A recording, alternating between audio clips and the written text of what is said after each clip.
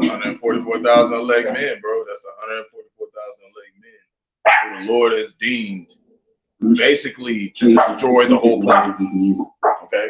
They have been written since the dawn of time to destroy the whole planet with Yahawashi Yahawashi. That's the governing body of Yahawashi Yahawashi. Now, we pray to be of those men. That's what we're doing. We're putting on the image of those men. And what do? They teach the sheep talent doctrine. And they have long suffering for their people.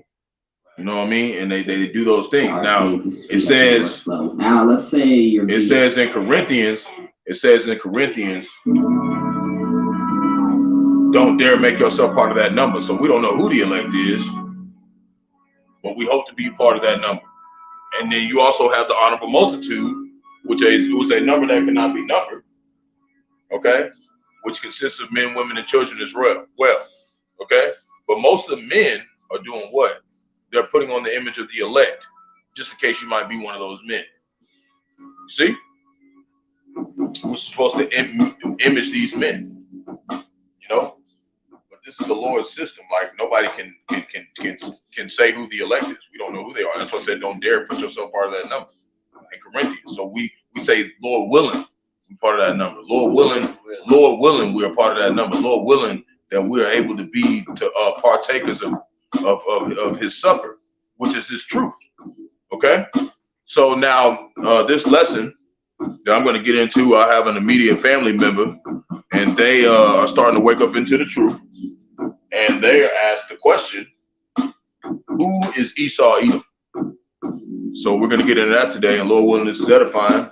Got some other things around that I haven't really talked about in a lot of videos, things that I've, because it says a scripture that says, even though as you know, be as thou you not know it, like speak about it. Don't speak about everything you find out in the truth. Some things are just for the brotherhood. Some things are just for the brotherhood to understand, So we keep it simple when we come and we do these lessons. But I'm going to put a little bit of jewels in here because why? Because I learned this from an elder and apostle. Okay, I learned some things that I'm going to bring in this lesson from Apostle Tahar. Okay, and that's the head apostle of all the Great Millstone, which we know, the ones who have been in Great Millstone for a while. So this ain't something that you can't just, you didn't know about. So it's a lot here, y'all. It's okay, Hey, there ain't nothing ever gonna go all the way smooth, So Genesis chapter 3, verse 1.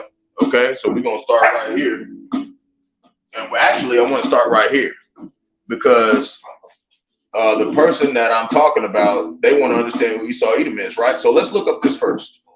So I put in Google, said, when did they make the term white and black, right? And it says and, but I'm supposed to put and, but it still said it. It said the mid 1660s. So when was Yahawashi, who they ignorantly called Jesus Christ, when was he crucified? He was crucified 2,000 years ago. So that means that in the 1660s, they definitely weren't calling him Jesus Christ because there was no J's, right? Until the 1500s. And there was no such term as black and white. So they say that Jesus is a so-called white man, right? And this is why we say so-called white, because it wasn't invented to the 1660s. So let's read it. It says the origins of the terms, right, of black and white are not entirely clear. The word black seems to seems to have come into English by the way of the Saxons. English, what's that? English, England. Who birthed America, Babylon the Great? England, right? They bring 13 colonies down here. They separated. We know these things through history. While white came by the way of the Vikings. And what did the Vikings do? They raped, pillaged, robbed, and murdered, right? These are all Edomites who did these things. But both may have originated the Indo-European stem. See, the concept of white people emerged only after constructions of blackness. Christoph Meniers, an 18th century anthropologist, favored a binary racial classification system that divided people into a light-skinned, that divided people into a light skin, right? So this stuff is new. So divided people into a light skin and a dark skin categories, European colonists of the word white to refer to people who looked a lot like themselves grew to become entangled with the word race and slave in the American colonies in the 1660s, right? So what we know is that if you're going to make a lie, you must know the truth. So they came up with all this to make sure they could cover up the truth, okay? Just like it says in Psalms chapter 83 about how it says that, you know, it says that they made a conspiracy against us, okay? Esau, Edom was the leader of them, which is the so-called white man, okay? So they're not white, they're Edomites, okay? Now we know that when I come into into the lessons, you know, Shalom to elective Israel, hope for elective Israel, you Hebrew Israelites, you so-called Negroes, Latinos, Native Americans, West Indians, and Haitians, foreign Israelites that look like the other nations, right? Those are the ones that look like the other nations, but they're still Israelite. Why? Because they are from the seed line of Jacob. So we're gonna show you the seed line of Jacob and the seed line of Esau, because everybody else, they're not even a big deal. Okay, this is about Jacob and Esau.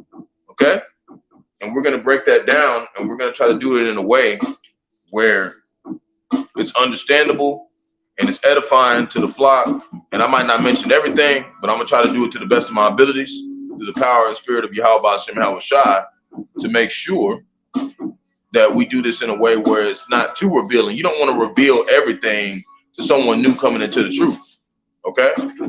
Because then it could steer them off. You got to feed them the milk first, right? So, but we're gonna break down some stuff. We're gonna break down some stuff. We're gonna get a little bit deep. We're not gonna get too deep. We're gonna be 1 foot in, and that's about it. So we're gonna get over here to Genesis chapter 3, verse 1. We're gonna start at the front. So it said, now the serpent was more subtle than any beast of the field which the Lord Yahawah Yahawashi had made. He said unto the woman, yea, hath the Most High said, he shall not eat of every tree of the garden, right? So when we go over here, I want to go to the blue letter, and I want to look up this word subtle, because we're going to make a distinction, because they make it seem like it was a literal serpent, but it wasn't a little serpent. It was a seed line of people, okay? So Genesis,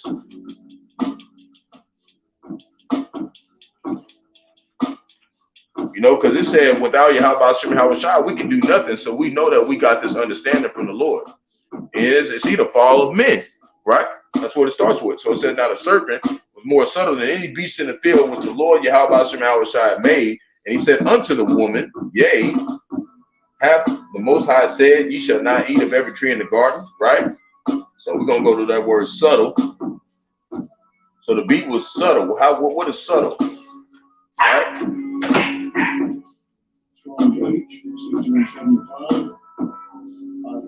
Arum. Okay? That's how you say that word. Arum or Edom. See, it says subtle, shrewd, crafty, sly, sensible, crafty, shrewd, sensible, prudent. See? That's how it was. And a serpent can't be slick or crafty. A serpent just, you know, it slithers on the ground and it eats crickets and bugs and whatever. So we know this is not talking about an actual serpent, but we're going to get deeper into this. So we're going to keep reading. Go to verse 2. And the woman said unto the serpent, we may eat of the fruit of the trees in the garden. We know this is talking about Eve, right? Right? We know this. We know these lessons that we learned when we went to the church and whatnot. Lock you. Okay. So, anyways, and the woman said unto the serpent, we may eat of the fruit of the trees in the garden, but the fruit of the tree which is in the midst of the garden, the Most High said, ye shall not eat of it, neither shall ye touch it, lest ye die, right? And we're going to do the distinction of trees as well, coming up in a second. So, and the serpent said unto the woman, ye shall surely not die. See? So that was him being crafty right here. So he said it over here in verse 2, or he said it right here in verse 1, that the serpent was crafty. So we get down to verse 4, the serpent said unto the woman, ye shall surely not die. So that was him being crafty, and deceitful to Eve. Eve was deceived, right?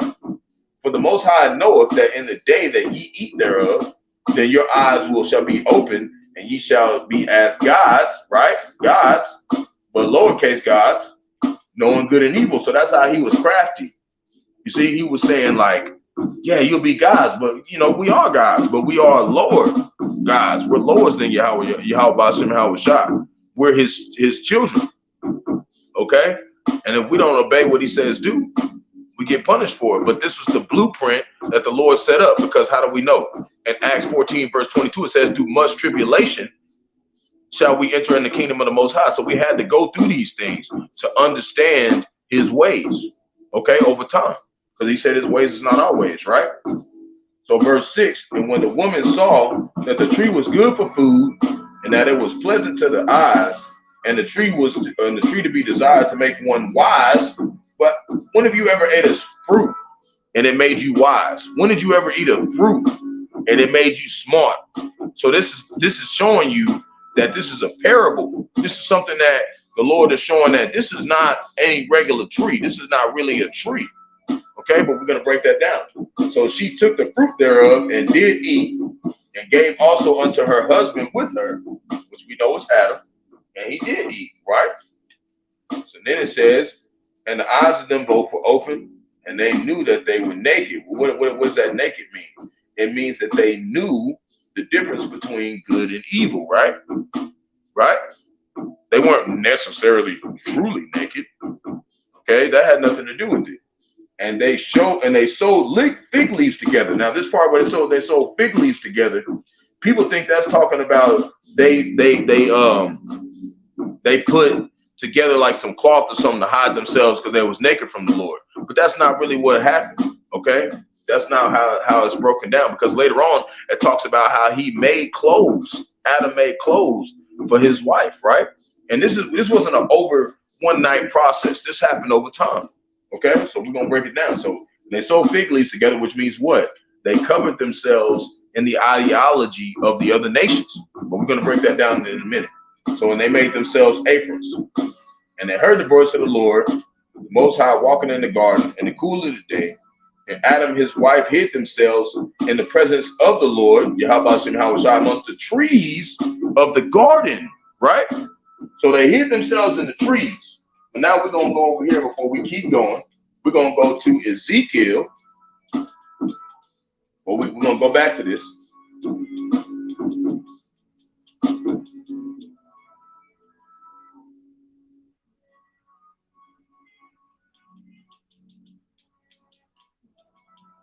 We'll go to Ezekiel chapter 31. Verse 6. Okay, so this is a whole nother part, right? And it's literally talking about the garden. It said, Ezekiel chapter 31, verse 6. All the fowls of heaven made their nests in the boughs and under his branches, right? Hold on, let me go back. Play me a little instrumental. So they made their boughs, and under his branches did all the beasts of the field bring forth their young. But you remember the Lord said that he's seen us as natural brute beasts. See, this is talking about humans. So the field and bring forth their young, and under his shadow dwell all great nations. See, beasts aren't nations. It's talking about people. It's not talking about beasts. It's talking about nations. Okay? So when you get into this, you know, we'll give me a second. Basically, you have regular trees. This is things that I learned from Apostle Nahar, right? You have regular trees that bear fruit. Then the tree of knowledge of good and evil, which is in Revelation chapter 22, verse 1. And then you have the tree of life, okay? Or not, no, the tree of knowledge is in Genesis that we just read. And that's talking about the ideologies and philosophies of the serpent, okay? But we're going to break it down. But it said the tree of life as well, which is in Revelation chapter 22, verse 1. Lock it, that's where it's at. And the other people that were referred as trees, okay? And that's what it's talking about. We're going to bring it up in Genesis chapter 49. That brings that up in just a second. But we're going to read the rest of this, and then we're going to break it down. So they dwell all great nations, right? And it says, thus was the fair in his greatness, and the length of his branches, for his root was by great waters. And you remember it said he made us, under the waters and whatever. He made us through the waters. So verse 8, the cedars in the garden of the Most High could not hide him. The fir trees were not like his boughs. See, the chestnut trees were not like his branches, nor any tree in the garden of the Most High was like unto him in his beauty. See? So when you really get into this, you start to find out that these trees represent people.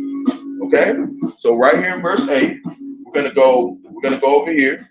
I'm gonna open it up another tab and pull up another blue letter Bible so we can go right back to that. This is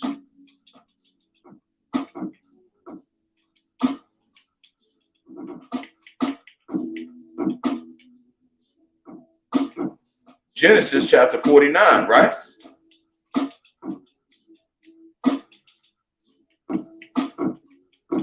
Okay, so we're going to go over here, Genesis chapter 49,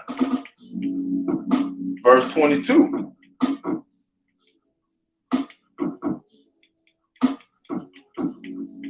What does it say about boughs over here? It said, Joseph is a fruitful bough, even a fruitful bough by the wall, whose branches run over the walls. He's talking about Joseph, who is Yahawashi, who they ignorantly call Jesus Christ. Who is his father? Joseph, man, is a fruitful bough, even a fruitful bough by the wall, whose branches run over the wall. The archers have surely grieved him and shot him and hated him. See, the other nations hated Yahawah, right?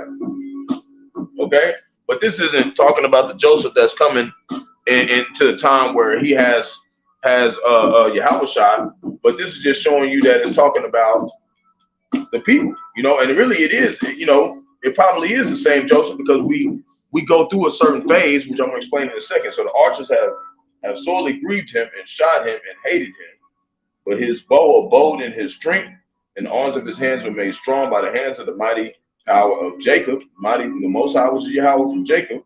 From thence is the shepherd, the stone of Israel, right? So we're going to look right here, the word bow. Right? Strong's H1121. Bane. Okay, I said it's Bane. You look that up. It says a son, right? As a builder of the family name, in the widest sense, a literal and figurative relationship, including grandson, subject, nation, quality, or condition, okay, etc. See, afflicted, age, right? Go to the biblical uses. Son, grandson, child, member of a group. Son, see. So when it talks about bows, it's talking about people. It's not talking about actual trees. Okay, member of a guild, order, class. Okay, this is talking about the Hebrew Israelites. So when you go over here, when it says that the cedars in the garden of the Most High could not hide him, the fir trees were not like the boughs. That's talking about the other nations. The chestnut trees were not like his branches. See, they were the other nations it was talking about. Nor any tree in the garden of the Most High was like unto him in his beauty. See, so that's talking about people. And this is going to bring it into it. So it said, I have made him fair by the multitude of his branches, so that all the trees of Eden, right, that were in the garden of the Most High envied him. And trees can't envy people. Trees can't envy other trees. So we know this is talking about people. Okay, it's a parable. Okay, it's a hidden it's a hidden saying. Okay, and the elders and apostles revealed this to us, right? So we're gonna keep going, and when you come back over here, I want to look up one more word. I want to look up the word fruitful.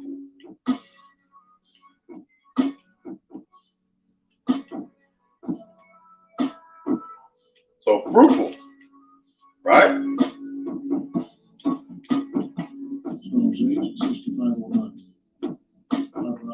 Barak. To bear fruit, be fruitful, branch off, to bear fruit, be fruitful, to cause to bear fruit, to make fruitful, to show fruitfulness, bear fruit. And those fruit are talking about people, man. It's talking about people. And that's why they called Ephraim fruitful. Why? Because there was so much of them. There was many of them, right? And that's one of the 12 tribes of Israel. So, you know, we're going to keep going. Now we're going to get back over here. Once you understand that, we can look more into who Esau, Edom is. So this is Genesis chapter 4, verse 22, because there are different types of people, okay? But hold on, not Genesis yet. We want to keep reading back over here. We're going to read back over here. Go back into Genesis chapter 3, verse 8. We're going to read down to 15, right? So when the Lord called unto Adam and said unto him, where art thou, right? And he said, I heard thy voice in the garden, and I was afraid because I was naked, which we know is the philosophies, and I hid myself. You think the Lord would be like, you know, really looking at him like, oh, you butt naked? Like, he's the father of all beings. It's not, you know, he made everything on us, our body and our hair. So you think it would be talking about real, like, literal nakedness? No, it's spiritually. Okay, he was naked because why? Because he dipped himself in the other philosophy of those other trees or nations, the other 17 nations, right? And I hid myself. And he said, who told thee that thou was naked? See, who told you that you didn't do what you were supposed to be doing? Who told you that? The other nations, starting with the serpent, right? Because the serpent said what? You'll be as gods and you'll know good and evil. He deceived Eve, and then Adam went with her. But that was the blueprint. Once you get down to into really the deeper understanding of the word. So hast thou eaten of the tree where I've commanded thee that thou shouldest not eat, right? And when it talked about eating that tree, it's really talking about taking in those philosophies. So give me a sec. Salakia. You got Esau Edom talking about nuclear threats. They know it's coming. So we're going to get back over here, and it said Genesis chapter 3, right? It said, and he said, who told thee that thou was naked? Okay. He said the woman whom thou gavest to be with me, she gave me of the tree, and I did eat, right? Then it says, and the Lord Yahawah Bahasham Yahawashi said unto the woman, what is this that thou hast done?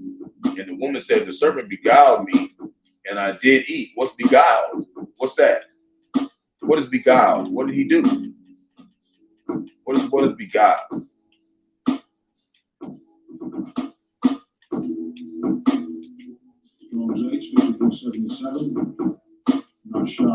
Nasha, to beguile, deceive. See? Deceived. He deceived Eve, right? So we know this. We know these things. But we know also when you get into Genesis, you start to realize that it was more than just one type of people there in the garden, okay? But the serpent was just the most subtle, okay? So we're going to get over here, and it said, the Lord, Yahawah said unto the serpent, because thou hast done this, thou art cursed above all cattle and above every beast of the field. Upon thy belly thou shalt go, and the dust shalt thou eat all the days of thy life, right? Now, when you really look into this, serpents don't eat dust. They don't eat dirt, okay? So when it's talking about that, it's talking about they're going to be carnal minded. They're not going to have any understanding spiritually of what's going on. They're not going to have any spiritual understanding of what they're dealing with, okay? So that's what he meant by they will be, by the belly thou shalt go. They will be carnal minded, the basis of men. And what's the basis of men? Carnality, okay? And there's a type of people on the earth that are like that. How do we know? Because they have all the money. It says Job chapter 9, verse 24, it says that the earth is given to the hand of the wicked.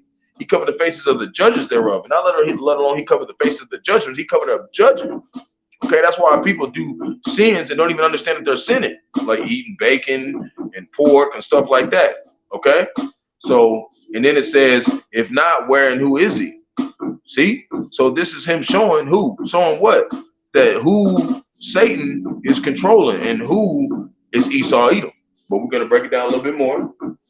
So it says, now shalt, and thus shalt thou eat all the days of thy life.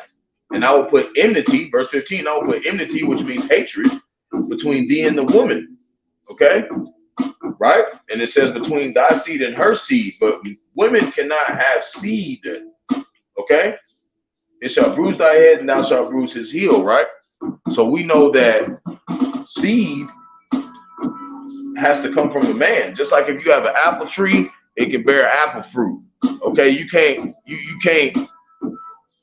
the man is the tree, okay? And the woman bears the seed. That's how it goes. That's how the way it's set up. And here's how we're gonna know in this next scripture. Okay?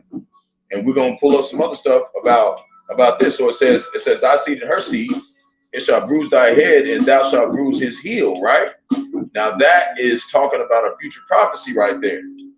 We're gonna pull that up in just a second.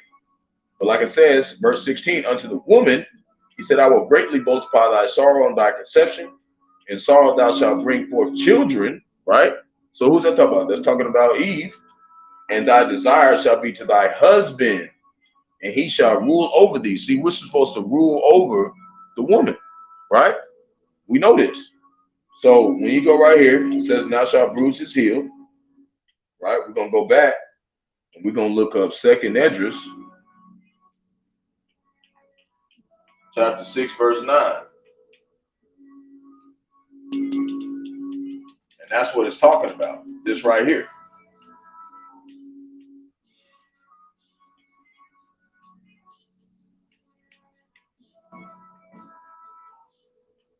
Okay, when it talks about bruising his head, that's talking about Esau, Edom, the so-called white man. It's talking about bruising his heel. That's talking about Jacob. Okay, because that's who it's going to come down to at the end of all this. So we're going to read this real quick. It says 2nd Esdras chapter 6, verse 9, for Esau is the end of the world, and Jacob is the beginning of it that followeth. So when you look over here in Genesis chapter 3, it says, it shall bruise thy head, which means what? Esau, Edom will be cut off forever. And thou shalt bruise his heel, which means what? We'll be ruled over by Esau, Edom for a certain time being, and we'll die in sin for a certain amount of time. Okay, but we're going to break all that down. Okay, so just bear with me.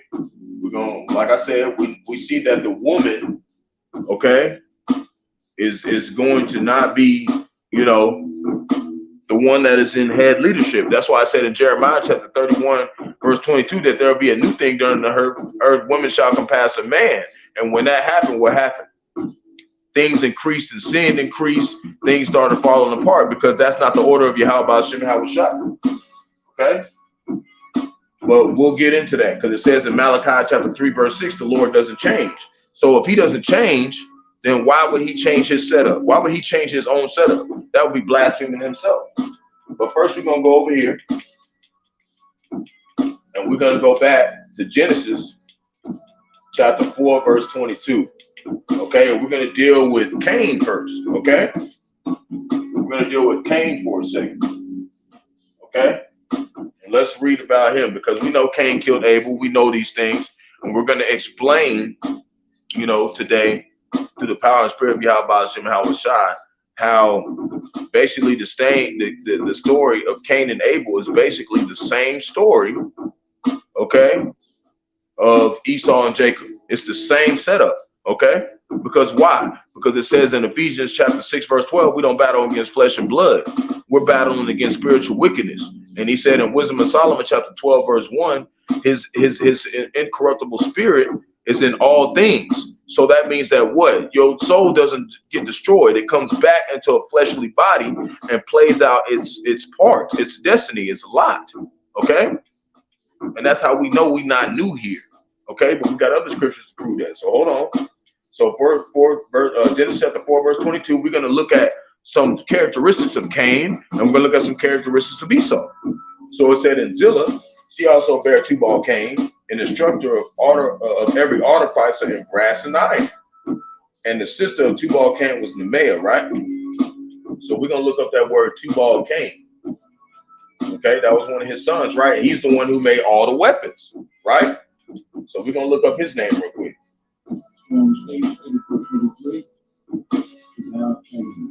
Yep. Tubal Cain is how they say it. But Tubal Cain. Yahawah will be brought of Cain, son of Lamech, by his wife Zillah, the first worker in metal, right? But we're going to go over here. There's one word that I'm looking for, a root word of it. It says to bring, lead, not that one. Bear with me. It's one of these, but it says like he's a smith. Okay, he's like the first smith. Okay. Also, it says wealth, fruit, increase. You know, he was. Hold on, let me go find it, because it said the earth was given to the hand of the wicked. Okay, and over time, these wicked men were going to be the same ones that were ruling the earth and doing what? Making artifices of weapons. Hold on 1 second. So artifices of weapons, but let me get back, because there's one specific word I want to bring up. It's a certain, yeah, I think it's this one. Let me see if I can find it, because I've seen it before. Possession. See, Kenite, smiths. See, they're smiths, right? So what do smiths do? They make weapon metals, like weaponized metals, weapons through metal. Okay, and what do they got now? They got AI robots. They got all these damn guns made of metal tanks, metal submarines. So how do you think they perfected this? They perfected this over time, because it's the same people, man. This is the same people. They're smiths. Okay, so Esau, Edom is just like Cain, and we're gonna prove that right now. Okay, so but first we're gonna prove who is Esau, Edom. We're gonna go to Genesis.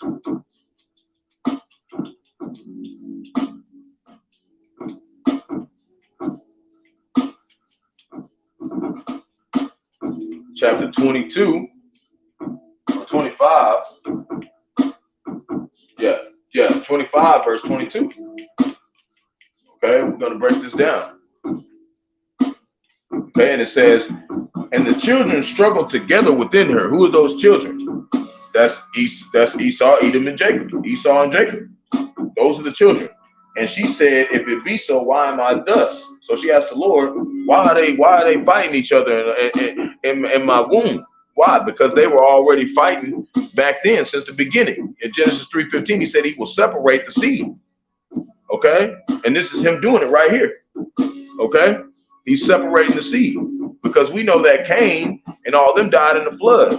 And Jacob and them was, not Jacob, they were called the Shemites at the time. You had Shem, Ham, and Japheth who came out, and they were all, melanated people. So this is when the so-called white man was rebirthed back into the planet. Okay? But they think that they don't understand that they were here before the flood. They don't understand that. Why? Because their memory was deleted. So, and that's in Ecclesiastes chapter 1, verse 9 through 11. But we'll get to that in a second. So when the children struggled together within her, and she said, if it be so, why am I thus? And she went to inquire of the Lord. And the Lord said unto her, 2 nations are in thy womb. See, 2 different types of nations are in thy womb, and 2 manner of people shall be separated from thy bowels, and the one people shall be stronger than the other people, and the elder shall serve the younger, right? So they're saying the elder is going to be servant of the younger over the whole period of time of this scripture. Okay? But it says also that Esau, Edom will break the yoke of Jacob. That's why they're ruling over us right now. But in the end, they're going to be servants to us during that 1,000-year period of slavery. So anyways, it says in verse 24, when her days to be delivered were fulfilled, behold, there were twins in her womb, and the first came out red. So we know who's the elder. Who's the elder brother? Esau, Edom, all over like a hairy garment, and they call his name Esau, right? So that's what we know. That's Esau, Edom, right? We know he's the elder. And it said he shall serve the younger, but right now he's not serving us. Or right now he's not serving us. No, we're serving him. We're tributaries here. So we know in the end, just like I said in Genesis chapter 3, verse 15, that it'll bruise his head and bruise our heel, because in the end we're gonna win. We're gonna defeat the devil. Okay, so that's what it's talking about. So we're gonna go to this word red just to kind of pull up and show that that the so-called white man, Esau, Edom. So we're gonna look up that word. It says Adamai. Okay. And sometimes the blue letter go off, so you got to make sure that you're listening to the elders and apostles as well, because they'll let you know where it's going off through the spirit. So this says red Rudy, Esau is an infant, right? But then you'll go over here to the root word. You know, you gotta go look up to the deeper root word. Okay?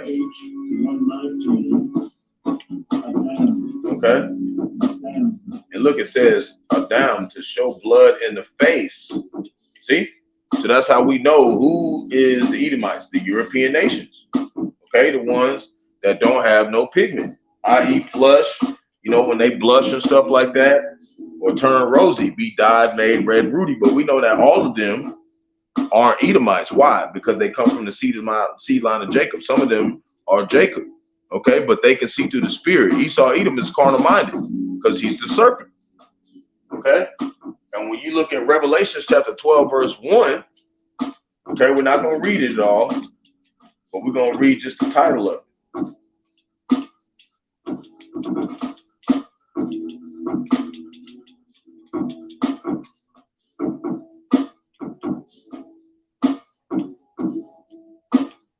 It says the woman Israel.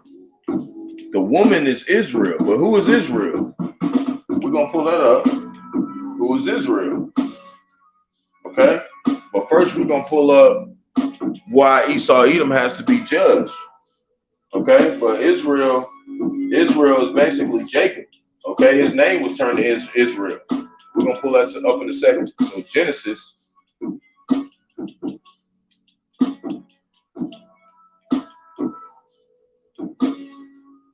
Chapter 27.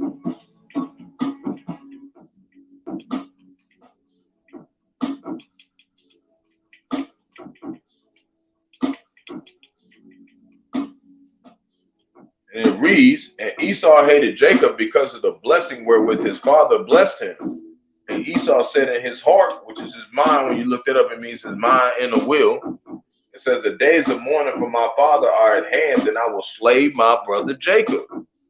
So see, this is the same thing that Cain did. What did Cain do? He slayed his brother Abel.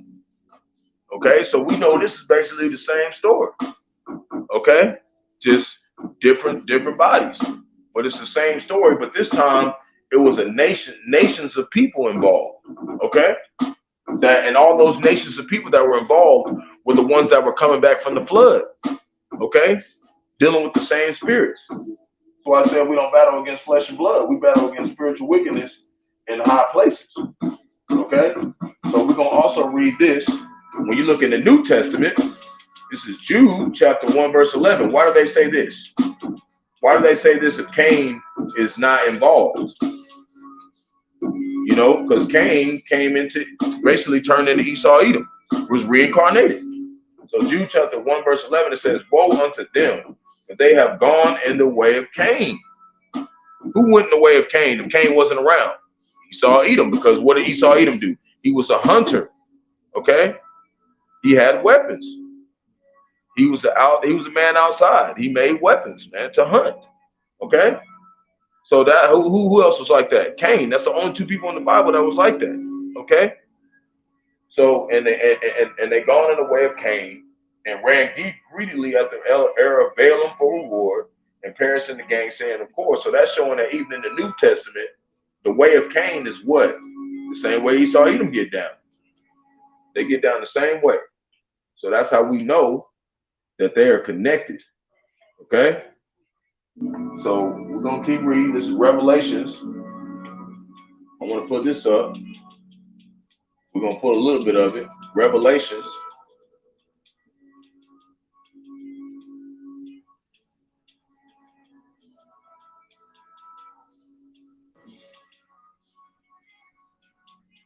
Chapter 12, verse 9.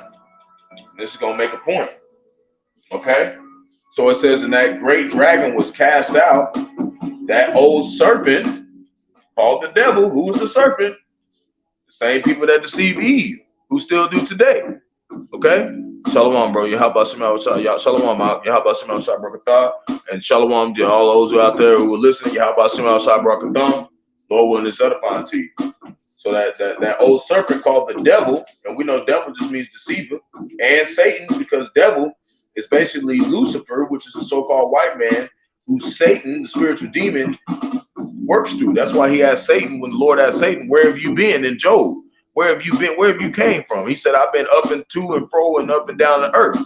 But if he's a spiritual demon, how is he going to be able to do that without someone to control? Okay, that's how we know it's the so-called white man. Was deceived the whole world. How did they deceive the whole world?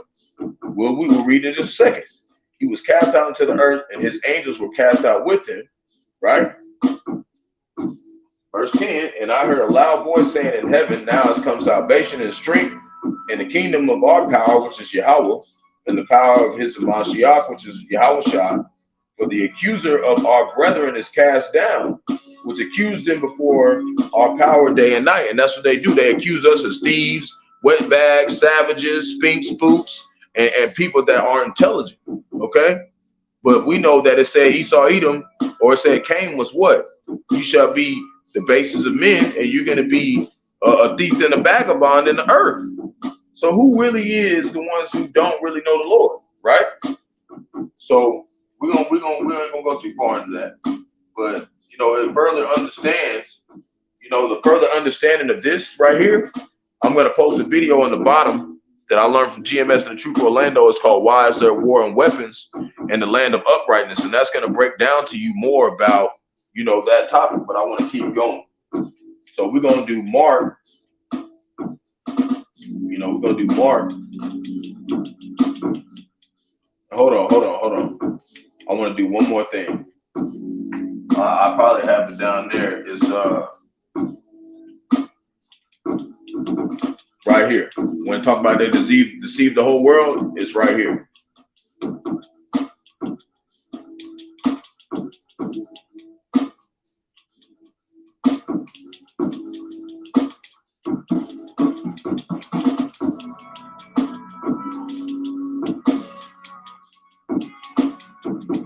Because where you get the word Caucasian from, you get it from cavemen, right? When you look it up. So bottomless, hold on.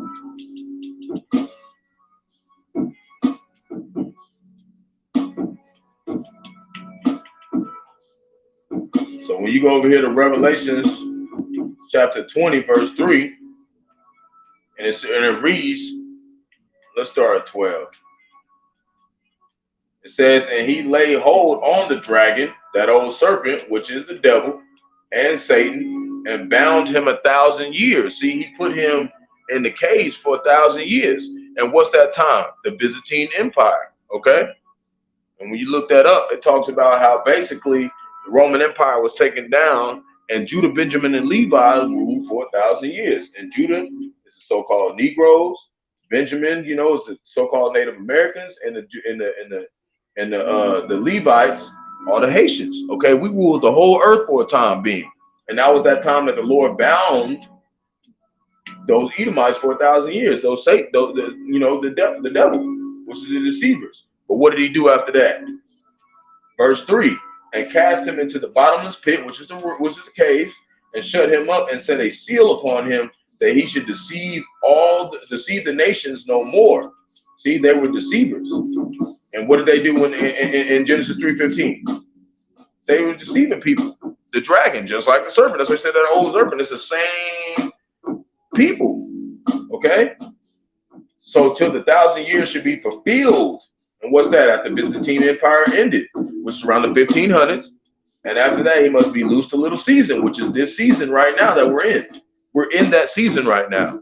And their kingdom is about to fall. And they know it. Okay?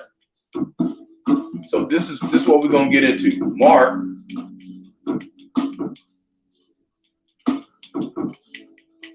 chapter 4, verse 13, but I really want to start at 1. And read the 13. So it says, and he began to teach by the seaside, and there was gathered unto him a great multitude. This is Yahawashi teaching. So that he entered into a ship and sat in the sea, and the whole multitude was by the sea on land, right? And he taught them many things by parables. What's parables? Dark sayings, riddles. You look that up. It's dark saying, riddles, things that we cannot understand through the Spirit without our teachers, which is the elders and apostles of Great Millstone. and said unto them in his doctrine, see his doctrine, okay, not ours. This is from Yahawashi, verse 3. Hearken, behold, there went out a sower to sow. What's that? You know, someone who's teaching the word, right? That sower, someone who's sowing fruit, teaching doctrine. And it came to pass, as he sowed, some fell by the wayside, which is what? Those false teachers teaching you the Bible wrong. And the fowls of the air came up and devoured it up. See, they got judged. Verse 5, and some fell on stony ground, where it had not much earth, and immediately it sprang up because it had no depth of earth. Right? Right? But when the sun was up, it was scorched, because it had no root, it withered away. So they didn't have the true doctrine of Yahawah either, right? Verse 7, and some fell among thorns, and the thorns grew up and choked it, and it yielded no fruit, right? And we know fruit is what? It's talking about people, but it's also talking about doctrine too. And we're going to pull up the scripture that's going to prove that in just a second. So verse 8, and other fell on good ground. Who's that? The elect. Lord willing, we part of that number. Who's the elect who fell on good ground, had a good foundation, a foundation of Yahawashi, and did yield fruit. What's that fruit? The doctrine that sprang up and increased. Okay, we increasing in this knowledge. We learning in this knowledge. Everything we learn in this knowledge, we ain't even presenting. Some stuff we keeping to ourselves because the elders and apostles say be 1 foot in deep and one, not 2 foot in deep. I feel like even doing this lesson, I'm going a little too deep. So I'm trying to keep it simple. So, and brought forth some 30 and some 60 and some 100. So some brothers who teach and bring in more fruit, which is what? People who are coming into the church. That's why he said, go out to the highways and byways and compel people to come in. Those are fruit. Okay, that's talking about people. Bring in people. Okay, that they may be part of the harvest to be delivered. Okay, it's a parable. Okay. So verse 9, and he said unto them, he that hath ears to hear, spiritual ears, let him hear. Right? We'll go on here, verse 10, and when he was alone, they that were about him with the 12 disciples, asked him of the parable. Because they didn't understand what Yahawashi was saying at first. So verse 11, and he said unto them, unto you it is given to know the mystery of the kingdom of the Most High, but unto them that are without, all these things are done in parables. So he didn't even answer them and really showing them and explaining and breaking them down to it the way that the great millstone, the elders and apostles are breaking it down to us. Okay, it took time for his spirit to come on them and for them to show us. Right? Verse 12, that seeing that they may see and not perceive. See what? What's really being said? Something else is being said other than what is being said. And hearing, they may hear and not understand. And who's that? That's 2/3 of our people. They hear it and not understand. And I got a camp that I'm going to do, Lord willing. I can do it sometime soon after I finish the other camps that I got. But it's basically going to be calling, a lot of people hear the song, but they really can't hear the song. Like they read the song. Okay, because this is the song of Moses right here. This is the song of Moses. This is going to save us. Okay, but they can't hear it. Okay, they can't hear it. So, and not understand, unless at any time they should be converted to what? The doctrine of Yahawashi under the order of great millstone, and their sins should be forgiven them. See, that's why we over here. That's what the Lord is really saying. Verse 13, and he said unto them, know ye not this parable? And how then will ye know all parables? How you gonna know any of the parables if you don't even know the enemy? You gotta know who your enemies are. So now we're gonna go to Matthew chapter 7, verse 16.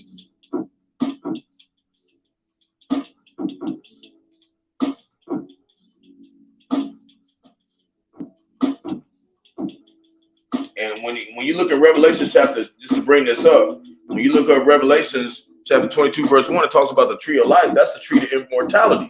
That's for the 12 tribes of Israel. It said it bare 12 manner of fruits, which is the doctrine. So why does it say that? See, it says it right here, Matthew chapter 7, verse 16. Ye shall know them by their fruits. Ain't no men on the highway handing out cantaloupes and pears. They handing out doctrine. They're teaching doctrine. Okay? But the ones that you know that don't have the right fruit of one, the ones that's on stony ground, like IUIC, trying to sell you precept packages, trying to tell you that just because you got a heathen woman or you with another type of woman or whatever, you got to break up with them and get with a sister that's in the truth. That's going off. Okay, it says you're supposed to keep whatever wife or husband you got. Okay, you're supposed to keep them even if they're not in the truth, or if they one of the other nations, especially if you know in both ways. That's just how it is. You know, it's the law of the Lord. So ye shall know them by their fruits. Do men gather grapes of thorns or figs of thistles? 2/3 of our people do. And that's how we know that they don't have the truth, because they're gathering figs and thorns, that false doctrine. Okay, they're not talking about, they're talking, it's spiritual. So this is Isaiah chapter 26, verse 10.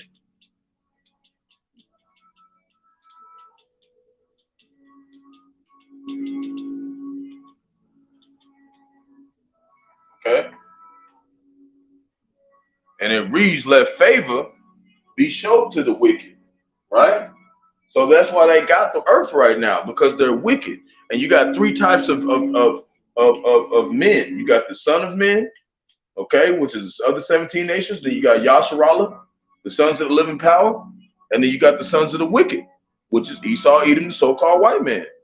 Okay, so you got 17 other nations, and Israel is the ones who the Lord's dealing with. But we're gonna show, I'm gonna prove that that's Jacob in just a second. So keep going. Let favor be shown to the wicked. Yet will he not learn righteousness? Why? Because they can't learn righteousness. It's not meant for them to learn. They were meant to be wicked. That's why the earth was given to them. They weren't given the earth given to be righteous. That's why they're not righteous. That's why they're doing wickedness all day. In the land of uprightness will he deal unjustly and will not behold the majesty of the Lord. See, they're not going to behold the majesty of Yahawashi. They never will. And this is the thing. This is the thing right here. Daniel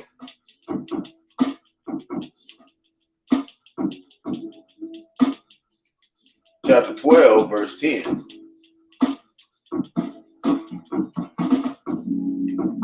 And it reads, many shall be purified and made white. Right? Let's talk about the elect, or when we part of that number, and tried. But the wicked shall do wickedly, and none of the wicked shall understand. Understand what? The parables. But the wise shall understand. Okay, the ones that understand that this is really where we're supposed to be at. Okay, staying occupied in prophecy. But through the elders and apostles of Great Millstone. Okay, they're the ones who taught us these breakdowns.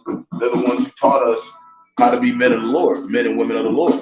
So we're to obey them, you know, because why? Because Yahawashi set them up, okay, to teach the Bible correctly. So Ecclesiasticus, we would have never had it without them. So Ecclesiasticus,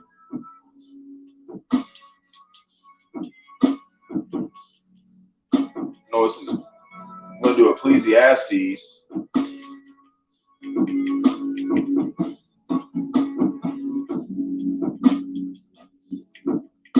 Chapter 7,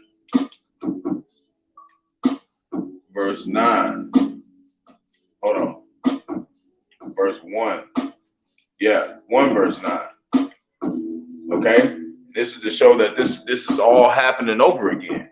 Okay? So it reads, Ecclesiastes chapter 1, verse 9, the thing that have been is that which shall be. So what happened with Cain and Abel is the same thing that happened with Esau and Jacob. Okay, and they're like they're the big deal. They're the main characters. Okay, Esau and Jacob, because then you have the other 17 nations, like, you know, Moab, the so-called Chinese, Ammon, the so-called Japanese. But it says in 2nd Esdras chapter 6, verse 56, that to the other sons of Adam, they're nothing. They're nothing to the Lord. They're basically movie extras. They have nothing to do with the main plot of what's really happening. Okay, basically. So the thing that had been, it is that which shall be. So you ain't gonna be born no Edomite and then come over and be Jake later on. No, if you're an Edomite in the beginning, you're gonna be an Edomite in the end. Okay, but they used to be called Cain, but now they're the Edomites and or the Idumeans. Okay, and they're all artificers of weapons. But the Lord had to bring them back. Why? To judge them, because you can't be judged in heaven. That's paradise. So they had to bring them back. so they could judge them on the earth. But first he said what? They had to be loose a little season. They had to be wicked for a certain amount of time, and then they was going to get taken out the way. Okay? That's part of prophecy. So is that which shall be, and that which is done is that which shall be done. And there is no new thing under the sun. So you think America, Babylon the Great is new. You think that these people walking around are new souls in the earth or something. Like they ain't been here before. But that's not true, according to scripture. Everybody's been here before, man. Verse 10, is there anything whereof it may be said, see, this is new? No. That's why I said we battle against flesh and blood in Ephesians 6 and 12. This is the same people, man. These same demons that have been plaguing us this whole time. Okay? It had been already of old time, which was before us. See? That's everything. Because if there was something that wasn't, it would be new. So we know that nothing here is new. And this is why we don't remember right here. This is why they don't remember that they died in the flood. They just think that they was just born and they just started running shit and there's no prophecy. Why? Because he said they would be carnal. So they're not going to get it. So Ecclesiastes chapter 1 verse 11, there is no remembrance of former things, neither shall there be any remembrance of things that are to come with those that shall come after. See? So today, these days, today that we're here, we're receiving the judgment of whatever we did to Yahawashi. And we really get mercy because we should have got judged more harshly. And that's why we're supposed to, ask him for forgiveness on a regular basis, to be, think of ourselves as lowly, not to think too much of ourselves, things like that. Okay? Because we know that we don't deserve salvation, man. The Lord is just giving us mercy, man. So this is Numbers chapter 14, verse 18. Because I mentioned that we don't battle against flesh and blood in Ephesians chapter 6, verse 12. So I don't want to pull it up. If you want to go read it, you can read it. But we're going to go over to Numbers chapter 14, verse 18.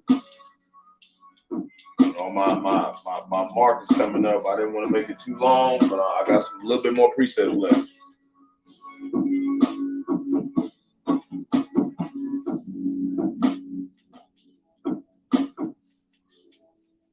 Oh, that's why it didn't work. I put that extra little italic in there.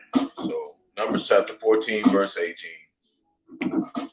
And it reads, the Lord is long suffering and of great mercy, forgiving iniquity and transgression, and by no means clearing the guilty, visiting the iniquity of the fathers upon the children unto the third and fourth generation. So we are forefathers. Because when the Lord visits you, what does that mean? He comes and brings you back to life. As a matter of fact, I want to look that up in the blue letter. That word visiting. See what that says.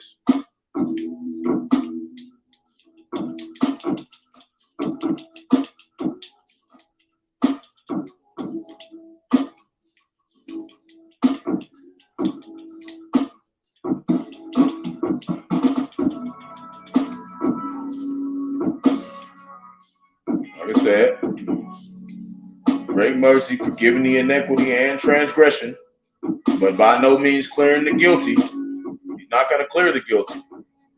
And we're all guilty. So that's why he's saying he's giving mercy on some people. Where's it at? So clearing visiting. What does it mean by the visit? What is he doing when he visits you every third and fourth generation? 6485. Pakayat. Okay, Pakayat. Okay. It says to attend to, muster, number, reckon, visit, punish, appoint, look after, care for. So some people he appoints, some people he punishes. To pay attention to, observe. But it says that the Lord doesn't even he doesn't inquire the dead, which means he doesn't look into the dead. So what does that mean? That means that he comes back to look into your lot, your destiny, whatever you're supposed to be doing. That's what he did when he does that. To pay attention, observe, to seek, to look about for, to seek in vain, need, miss, lack, or whatever, to punish, to visit upon, punish. But it says that we must receive everything that we've done in our body. But how are we going to get punished if we don't come back here? That's why he said that there will be some people here you know, that, you know, the Lord's going to pay to personally in their face. Okay, he's gonna judge them personally to their face, and they're gonna know that it's the Lord.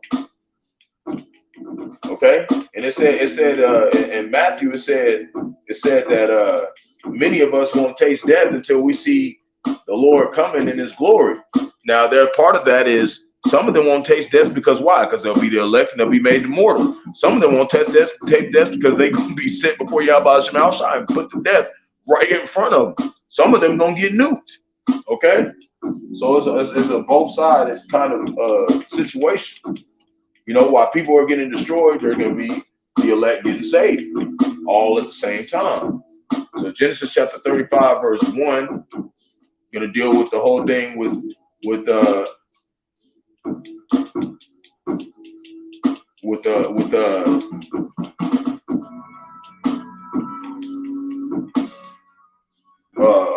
Jacob's name being turned to Israel. Now, I don't want to get too much into what happened before then. So we'll just read right here. Genesis chapter 35, verse 10. And he said unto him, thy name is Jacob. Thy name shall not be called any more Jacob, but Israel shall be thy name. And he called his name Israel. So we know Israel is Jacob. So who's Esau? Esau is not Jacob, which means what? He's not dealing with them. It said in the New Testament and the Old Testament, he loved Jacob and hated Esau. Now, if you want to go look that up, you can. I'll give you something to look up. But we're going to go to Obadiah.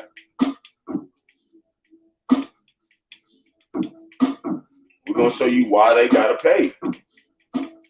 Got to show you why they got to go through what they got to go through for what they did to Israel, which is Jacob. Obadiah chapter 1 verse 8. Shall not in that day, saith the Lord, even destroy the wise men out of Edom and the understanding out of Mount Esau?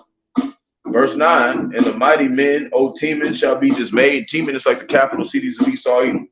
Shall be dismayed to the end of everyone in the mount of Esau to be cut off by slaughter. Why? Because for thy violence against thy brother Jacob, shame shall cover thee, and thou shalt be cut off forever. And that's how it was with Cain and Abel. Cain got cursed. Okay, he got his pigment taken away, man. He had that stigma, shame, okay, for murdering his brother. Same way with Esau, Edom. Same story, man. Just different names. It's the same spirits, man. But he said in Wisdom of Solomon chapter 12 verse 1, his incorruptible spirit is in everything. So it's that simple. And this is what is happening right now. You know, ever since Great Millstone stepped on the scene. I pulled this up yesterday, but I want to pull it up again. So Jeremiah chapter 49 verse 10. And it reads, but I have made Esau bare, I have uncovered his secret places, and he shall not be able to hide himself. Seed is spoiled, and his brother and his neighbors, and he is not. Which means what? He's not going to exist after this. He's going to be done away with. So we know the reason why this is happening. Because why? Because they slaved Jacob, and they even got it today. Police brutality, you know, racism, you got the KKK, you got all these things that point back to the scriptures to show that these are the Edomites. So Romans chapter 12, verse 9. Or verse 19. Put out 19. And it read, dearly beloved, avenge not yourselves. So we're not supposed to avenge ourselves from them. That's why you got these people like Islam and stuff. They try to fight with violence and stuff. We're not supposed to do that. Because he says it right here. Dearly beloved, avenge not yourselves, but rather give place unto wrath. For it is written, vengeance is mine, I will repay, saith the Lord. So he's going to make sure they pay. How they got to pay? Revelation. No. That's how they got to pay. Revelation, they got to perish by the sword, and they got to come back and do this. But the elites, they going to be the first ones that go into this, and they ain't going to even get to die. They just going to go straight into slavery. So Revelation chapter 13, verse 10, he that leadeth into captivity shall go into captivity. Who took us as slaves? So even so-called white man. He that killeth with the sword must be killed with the sword. Here is the patience in the face of the saints. You see?